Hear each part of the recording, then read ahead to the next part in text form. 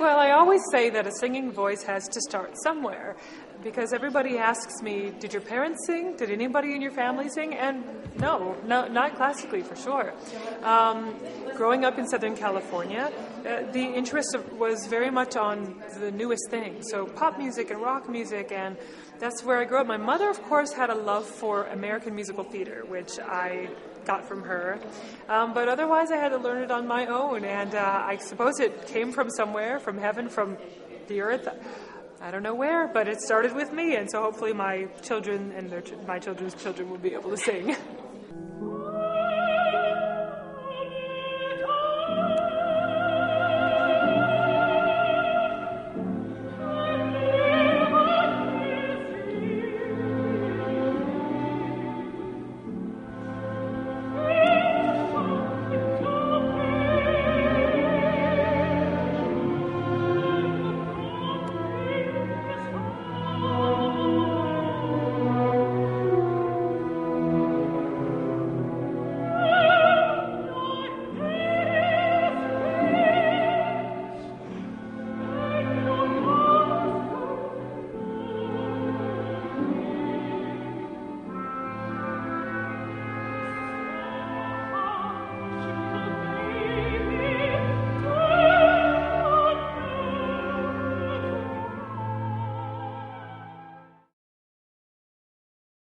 I began studying at the age of 15, and I studied in Ventura, California, with private teachers.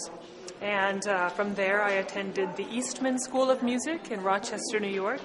And I studied there for about 3.5 years and earned a Bachelor of Music and Performance, vocal performance.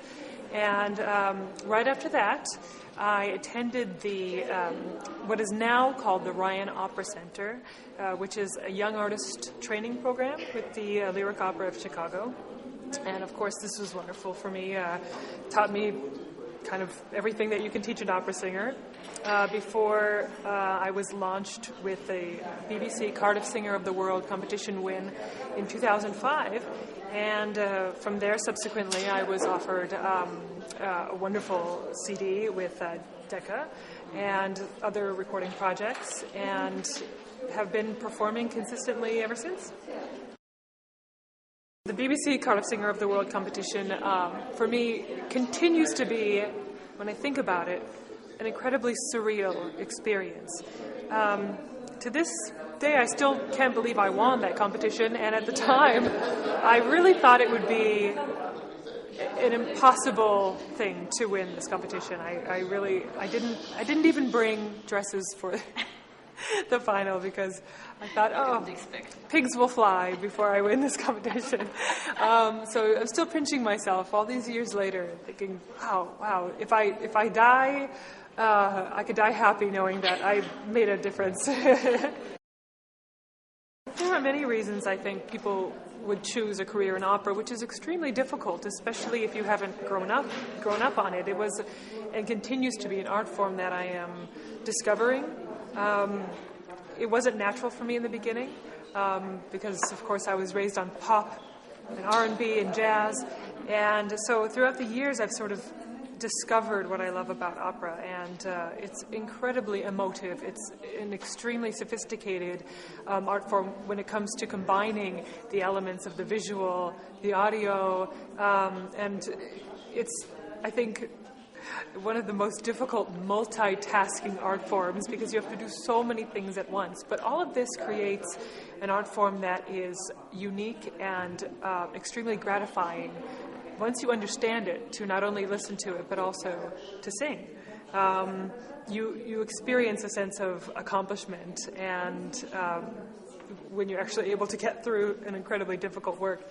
But also, the music can be so intense and beautiful and can connect deep in your heart and in your gut with experiences that can only be expressed in music. And so having the opportunity to perform this kind of music, it's a great and unique experience. Well, I think interest in opera is directly proportional to education and exposure to it. So where opera was popular in the 1960s, we're still talking about operas that were composed in the 18th and 19th centuries. So it wasn't extremely relevant at the time. So why were people more interested in it in the 1960s and 1950s? Well, that's because I think it was taught more in schools, it was brought out to the community, and it was showcased on television and radio, the forms of media. Because we have such a broad media now with the internet and television channels being in the hundreds, people don't really know, they're a little bit fragmented and they don't necessarily know what to listen to, or if it's something that they should listen to, which comes down to the schools, right? Okay, so you have the access to all this opera in the media. But if you have no idea what it is, and if you have no idea how important it is or what it means to listen to it, you're not going to want to seek it out. So yes, of course, it's very important for schools to focus on it, bring it back, because it's been sort of slowly taken away in schools. Bring back classical music in general, and teach people what it is. Because I know from me, personal experience, not having grown up on it, when I first started to listen to it, the only way I was really able to appreciate it was through really intense education. This is what it means musically. This is what they're saying. This is how important it was at the time. And it's worth it. It's worth it. It just takes a little bit more effort than listening to the top 40 on the radio. I have a couple of roles that I consider amongst my favorites. Romeo and Juliet, especially. This is an opportunity to sing the full spectrum of emotions and vocal abilities. Of course, you have the sort of coloratura music at the beginning and the more dramatic music at the end.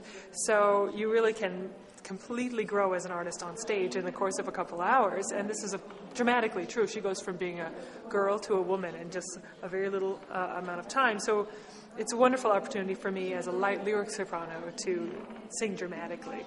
Also, I really love certain Mozart works. Zauberflöte and Le Nozze di Figaro are amongst my favorites.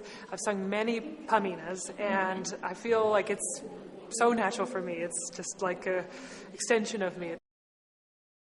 Well, I've sung in many languages. I've sung in Polish, Hebrew, Czech, and of course German, Italian, and French, Portuguese. I wouldn't say I've sung more than one or two songs in those a little bit more obscure languages, but my main focus, like most opera singers, would be in Italian, French, and German. You have to be flexible depending on your director and your conductor. You come in with an idea that, for instance, in Zauberflöte, that Pamina is a sheltered and innocent young girl at the beginning, but sometimes a director will have you be more serious or more womanly at the beginning, and of course you have to adapt yourself accordingly.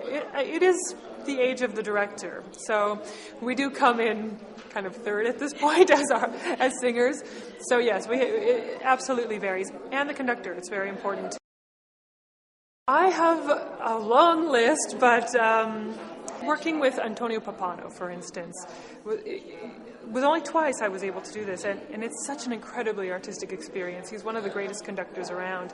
So for me, that's I can't think of a more artistically gratifying experience than working with him, and Sir Andrew Davis as well.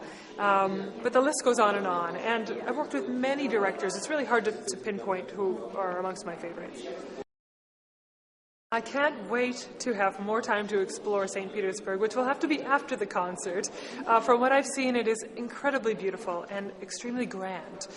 You don't get this sort of scale of this wonderful architecture anywhere else. So I am really looking forward to spending more time exploring the city and more visits to the Hermitage, of course.